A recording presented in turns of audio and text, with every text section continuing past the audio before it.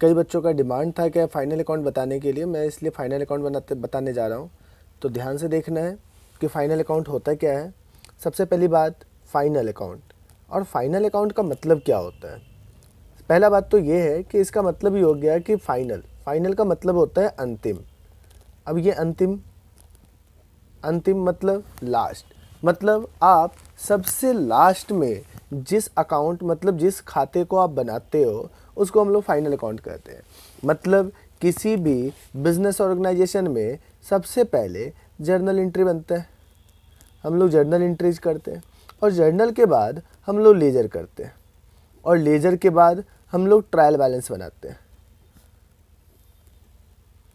Trial balance. और ये trial balance बनाने के बाद ही हमें फाइनल अकाउंट बनाना होता है। अब ये फाइनल अकाउंट क्यों बनाया जाता है? तो फाइनल अकाउंट इसलिए बनाया जाता है कि किसी एक पार्टिकुलर ईयर में, मतलब ईयर का मतलब दो तरीके का ईयर होता है। हम लोगों ने कॉन्सेप्ट में पढ़ा होगा कि दो तरीके का ईयर होता है, एक तो फाइनेंशियल ईयर होता है, एक कैलेंडर ईयर होता है। तो कैलेंडर ईयर जो होता है वो जनवरी 1 टू 31 दिसंबर जाता है, और फाइनेंशियल ईयर जो जाता है आपका 1 अप्रैल टू 31 मार्च जाता है। तो इसका मतलब क्या हुआ, किसी एक पार्टिकुलर ईयर, मतलब बिजनेस ऑर्गेनाइजेशन पर डिपेंड करता है कि वो जनवरी 1 टू 31 दिसंबर अकाउंटिंग पीरियड रखे या 1 अप्रैल टू 31 मार्च। मतलब किसी भी एक अकाउंटिंग पीरियड में जिस तरीके से वो अकाउंटिंग रखे, जिस ईयर को वो अकाउंटिंग माने, अकाउंटिंग ईयर माने, उस तरीके से वो चलेगा। और किसी भी तरीके से अगर वो रख रहा है तो एक पार्टिकुलर ईयर में उसका कितना प्रॉफिट हो रहा है, कितना लॉस हो रहा है, इस चीज़ को देखने के लिए हम लोग फाइनल अकाउंट बनाते हैं। सबसे पहली बात, मैं एक छोटा सा एग्जांपल लूँ तो आप देखते हैं कि स्कूल में आप फाइनल एग्ज़ाम क्यों देते हो। फाइनल एग्ज़ाम देने का एक ही मेन पर्पस होता है क्या, कि आप फाइनल एग्ज़ाम देने का मतलब होता है कि आपने साल भर में क्या पढ़ा, आखिर उसका रिज़ल्ट क्या आने वाला है, ये देखना होता है। तो बस यही बात यहाँ पर फाइनल अकाउंट का भी मतलब होता है कि आप बिज़नेस क्यों चला रहे हो। बिजनेस चलाने का मेन पर्पस होता है प्रॉफिट अर्निंग करना, और प्रॉफिट अर्निंग करने के लिए आपको क्या करना पड़ता है कि आपको ये देखना होता है कि कितना इनकम हुआ, कितना एक्सपेंसेज हुआ, और कितना इनकम कितना एक्सपेंस हुआ, प्रॉफिट हुआ या नहीं हुआ, या लॉस हुआ, या बिजनेस में और कितना सुधार कर सकते हैं, उसकी सारी चीज़ें हम लोग बैलेंस शीट मतलब फाइनल अकाउंट से हमको पता चलता है। फाइनल अकाउंट में हमने 3 चीज़ें बनानी होती है। एक तो आपको ट्रेडिंग अकाउंट बनाना होता है, एक प्रॉफिट एंड लॉस अकाउंट बनाना होता है, और तीसरा बनाना होता है हमें बैलेंस शीट। तो एक बिजनेस ऑर्गेनाइजेशन में फाइनल अकाउंट में 3 चीज़ें बनाई जाती है, और इन दोनों चीज़ों को हम लोग इनकम स्टेटमेंट भी कहते हैं। इसको इनकम स्टेटमेंट भी कहते हैं। अब इनकम स्टेटमेंट का मतलब ही हो गया कि जहाँ पे ये पता चले कितना इनकम हुआ, कितना एक्सपेंस हुआ। सबसे पहली बात कि ट्रेडिंग अकाउंट, ट्रेडिंग अकाउंट बनाया क्यों जाता है, तो ट्रेडिंग अकाउंट बनाने का मेन पर्पस है ग्रॉस प्रॉफिट और ग्रॉस लॉस पता करने के लिए हम लोग ट्रेडिंग अकाउंट बनाते हैं। वही जब प्रॉफिट एंड लॉस अकाउंट बनाते हैं, प्रॉफिट एंड लॉस अकाउंट बनाते हैं, तो प्रॉफिट एंड लॉस अकाउंट बनाने का मेन पर्पस जो है आपका, वो नेट प्रॉफिट या नेट लॉस पता करने के लिए हम लोग बनाते हैं। नेट प्रॉफिट या नेट लॉस पता करने के लिए बनाते हैं। तो बात आती है क्या कि यहाँ पे आप सबसे पहले समझो कि प्रॉफिट या लॉस, प्रॉफिट लॉस निकालने के लिए हम लोग ट्रेडिंग अकाउंट भी बनाते हैं, प्रॉफिट लॉस निकालने के लिए हम लोग पीएल अकाउंट भी बनाते हैं। लेकिन इसमें कुछ थोड़ा सा डिफरेंस रखा गया, यहाँ पे ग्रॉस प्रॉफिट और ग्रॉस लॉस को रखा गया, यहाँ पे नेट प्रॉफिट और नेट लॉस को रखा गया। अब बात आती है क्या कि हम लोग देखेंगे कि आखिर नेट या ग्रॉस का मतलब क्या होता है। तो सबसे पहले हम लोग देखेंगे कि आप जान के, मान लीजिए आपका 500 का आपने किसी सामान को खरीदा और आपने उसे 800 में बेच दिया। 500 का आपने खरीदा था और 800 में बेच दिया। तो अब बताओ कि प्रॉफिट कितना, तो प्रॉफिट 300। ये कौन सा प्रॉफिट होगा? नॉर्मली आदमी यही कहेंगे कि ये तो बिजनेस का प्रॉफिट हो गया, यही तो प्रॉफिट है। लेकिन रियल मायने में ये जो प्रॉफिट है ना, वो एक्चुअल प्रॉफिट है नहीं है। क्यों? क्योंकि इसमें से और भी खर्चे होंगे। अब कौन कौन से खर्चे होंगे? तो क्या आप किसी सामान को 500 में खरीद कर 800 में बेच देते हो, तो क्या ये प्रॉफिट एक्चुअल प्रॉफिट है? नहीं है। क्यों नहीं है? क्योंकि ये जो 300 प्रॉफिट है, इस प्रॉफिट में और भी खर्चे हैं। जैसे आप बता सकते हो कि मकान में, जिस मकान में आप रह रहे हो उसका रेंट भी देना होता होगा, आप जिस मकान में रह रहे हो उसका इलेक्ट्रिसिटी बिल भी देना होता होगा, आप स्टाफ को सैलरी भी दे रहे होगे। इसका मतलब ये हो गया कि आपको लग तो रहा है कि डायरेक्ट खर्चा ये है और ये भी इनकम है, उसके बाद जो बचा वो प्रॉफिट है, लेकिन उसके बाद भी और भी खर्चे हैं। तो ये जो खर्चा कहलाएगा ना, वो डायरेक्ट एक्सपेंसेस कहलाता है। और जितने में आप बेचते हो वो कहलाता है डायरेक्ट इनकम। ठीक है। और ये जो प्रॉफिट आएगा वो कौन सा प्रॉफिट हो जाएगा आपका? Gross profit. लेकिन उसके बाद भी और खर्चे हैं, तो उन सारे खर्चों को, जो खर्चा डायरेक्ट उस सामान को खरीदने में नहीं लगता, जिस सामान को आप बेच रहे हो या बना रहे हो, तो वो खर्चा इनडायरेक्ट खर्चा कहलाता है। और मान लेते हैं कि इनडायरेक्ट एक्सपेंस 100 रुपीज़ है। अगर इनडायरेक्ट एक्सपेंसेस हम लोग घटाते हैं तो 300 में अगर 100 घटाते हैं, जो 200 बचेगा वो हमारा नेट प्रॉफिट होगा। तो इसका मतलब ये हो गया कि हम लोग समझ रहे हैं कि ये जो खर्च इनकम है, ये जो प्रॉफिट है, वो हमारा ग्रॉस प्रॉफिट है। और ग्रॉस प्रॉफिट में बहुत सारे इनडायरेक्ट एक्सपेंस है, वो घटाने के बाद जो बच रहा है वो हमारा नेट प्रॉफिट कहलाएगा। क्लियर है? अब हम लोग चलते हैं क्या कि हम लोग सबसे पहले ये समझते हैं कि आखिर ये जो प्रॉफिट है या लॉस है वो कैसे निकल रहा है। अगर प्रॉफिट लॉस को हम देखना स्टार्ट करें तो सिंपल सा बात है, इनकम में से एक्सपेंस हम लोग घटाते हैं, एक्सपेंसेस हम लोग घटाते हैं, तो वो हमारा बताता है प्रॉफिट या लॉस। उसी तरीके से जब हम लोग क्या बनाते हैं, पीएल अकाउंट बनाते हैं, तो पीएल अकाउंट में भी तो प्रॉफिट लॉस ही बताता है। तो वहाँ पर भी इनकम और एक्सपेंस के डिफरेंस से ही हमारा क्या निकलेगा? प्रॉफिट या लॉस निकलेगा। अब हम लोग देखते हैं क्या कि इनकम और एक्सपेंस के डिफरेंस से हमारा प्रॉफिट या लॉस बताता है, और पीएल अकाउंट में भी इनकम और एक्सपेंस के डिफरेंस से प्रॉफिट या लॉस बताता है। लेकिन यहाँ पर जो बताता है हमारा, वो ग्रॉस प्रॉफिट या ग्रॉस लॉस बताता है, जबकि इस जगह पर हमें नेट प्रॉफिट या नेट लॉस का पता चलता है। अब बात आती है क्या कि ग्रॉस प्रॉफिट या ग्रॉस लॉस, ग्रॉस प्रॉफिट या ग्रॉस लॉस निकालने के लिए हमें डायरेक्ट इनकम और डायरेक्ट एक्सपेंसेस के डिफरेंस का यूज करना होता है। मतलब डायरेक्ट इनकम और डायरेक्ट एक्सपेंस का यूज करके हमारा जो कंक्लूजन निकलता है वो ग्रॉस प्रॉफिट या ग्रॉस लॉस निकलता है। वही इनडायरेक्ट इनकम और इनडायरेक्ट एक्सपेंस का यूज करके हम जो निकालते हैं वो हमारा निकलता है नेट प्रॉफिट या नेट लॉस निकलता है। अब बच्चों में ये सबसे बड़ी बात आ जाती है क्या कि आखिर डायरेक्ट इनकम या डायरेक्ट एक्सपेंसेस, इनडायरेक्ट इनकम या इनडायरेक्ट एक्सपेंस क्या होता है। अब इस चीज़ को समझने से पहले मैं कुछ थोड़ा सा और समझाता हूँ ट्रेडिंग अकाउंट बना के पहले। अब जैसे ही ट्रेडिंग अकाउंट बना रखा है, तो ट्रेडिंग अकाउंट का मतलब ही होता है टी शेप। टी शेप का मतलब लेफ्ट साइड आपका डेबिट साइड होगा और राइट साइड जो होगा आपका क्रेडिट होगा। ठीक है। अब क्या हो रहा है कि आप अगर ट्रेडिंग अकाउंट बना रहे हो, तो ट्रेडिंग अकाउंट बनाते हैं तो हम वहाँ पे डायरेक्ट इनकम और डायरेक्ट एक्सपेंस का यूज करते हैं। ट्रेडिंग अकाउंट बनाने के लिए हमें क्या यूज करना होता है? डायरेक्ट एक्सपेंसेस और डायरेक्ट इनकम का यूज करना होता है। और आप बहुत अच्छे से जानते हो कि नॉमिनल अकाउंट में जब हम लोग यूज करते हैं तो एक्सपेंसेस लॉसेज को हम लोग डेबिट करते हैं और इनकम को हम लोग क्या करते हैं? क्रेडिट करते हैं। तो हमें क्या करना होगा कि एक्सपेंसेस को डेबिट करना होगा। तो टू डायरेक्ट एक्सपेंसेस और bye direct income.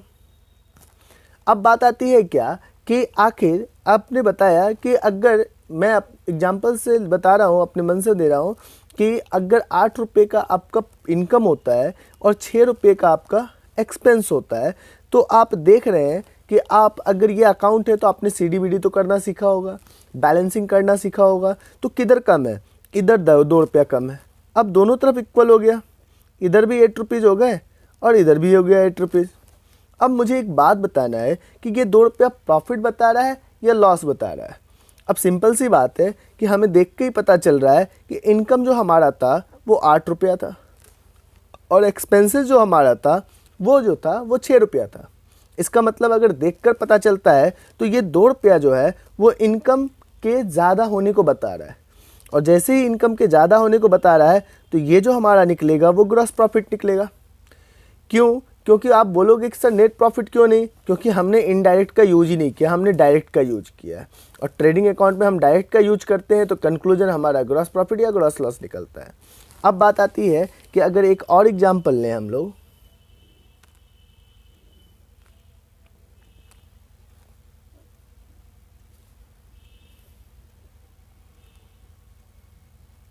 Trading account, तो हमें डायरेक्ट एक्सपेंसेस पहले की तरह मैं समझ रहा हूँ, आप समझ रहे हैं कि डायरेक्ट एक्सपेंसेस को हम लोग लिखते कहाँ पे हैं, तो डेबिट साइड। अगर मान लीजिए कि डायरेक्ट एक्सपेंस जो है वो 16 रुपीज़ है एंड डायरेक्ट इनकम जो है जिसको हम क्रेडिट साइड लिखने जा रहे हैं वो आपका 12 रुपीज़ है।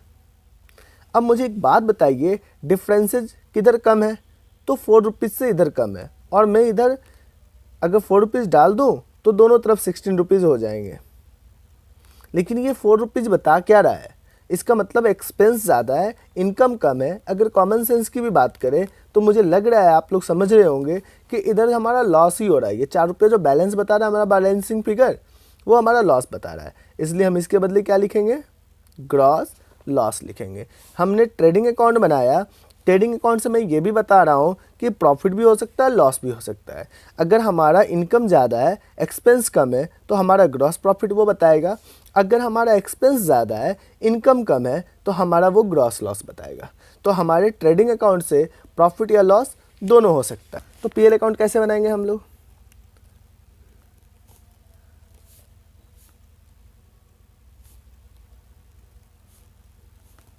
Profit and loss account. Simple सी बात है, जब ये अकाउंट है तो ये टी शेप में होगा, और टी शेप में है तो आप अच्छे तरीके से समझ रहे होंगे कि टी शेप में होने का डेबिट में लेफ्ट साइड आपका डेबिट होगा और राइट साइड आपका क्रेडिट होगा। तो हम लोग PL अकाउंट बना रहे हैं, और PL अकाउंट में हमने बताया था आपको जस्ट कि PL अकाउंट बनाने के लिए हमें, प्रॉफिट एंड लॉस अकाउंट बनाने के लिए हमें इनडायरेक्ट एक्सपेंस और इनडायरेक्ट इनकम का यूज करना है। तो इनडायरेक्ट एक्सपेंस और एक्सपेंस हमेशा डेबिट होता है, ये हम लोग पहले से जानते हैं। तो इनडायरेक्ट एक्सपेंस को हम डेबिट करेंगे और इनडायरेक्ट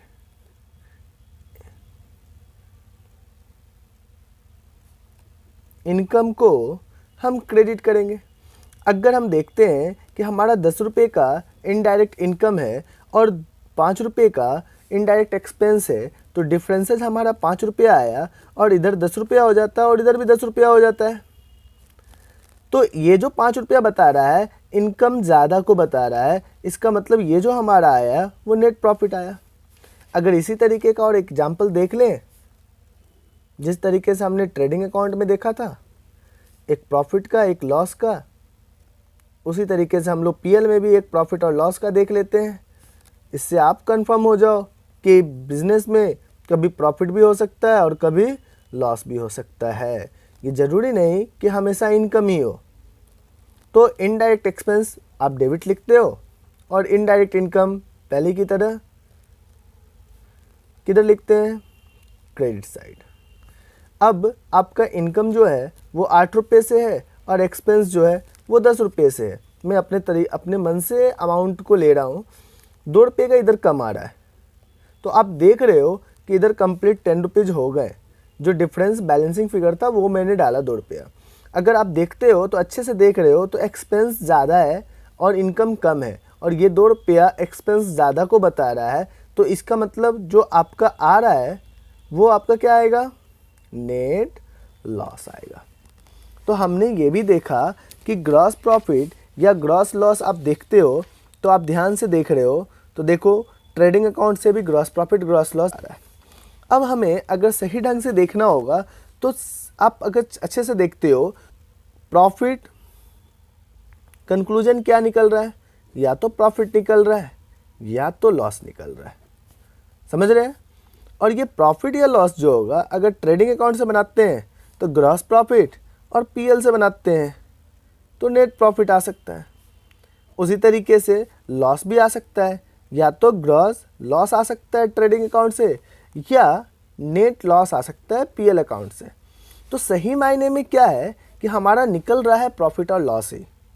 और ये प्रॉफिट या लॉस निकालने के बारे में अगर देखा जाए तो हम किससे निकाल रहे हैं, तो इनकम और एक्सपेंस के डिफरेंसेस से ही निकाल रहे हैं।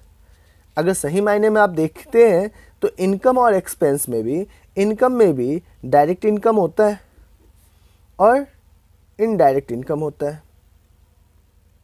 डायरेक्ट इनकम को आप ट्रेडिंग में यूज करते हो जैसा हम लोगों ने पहले टच बताया है, और इनडायरेक्ट इनकम का हम लोग पीएल में यूज करते हैं। और वही बात है कि अगर एक्सपेंस भी होता है तो दो तरीके का एक्सपेंस होता है, एक तो डायरेक्ट एक्सपेंस होता है और एक इनडायरेक्ट एक्सपेंस होता है। तो सही मायने में देखें तो डायरेक्ट एक्सपेंसेस तो ट्रेडिंग में यूज हो जाता है, लेकिन इनडायरेक्ट एक्सपेंस जो होता है वो पीएल में यूज होता है हमारा।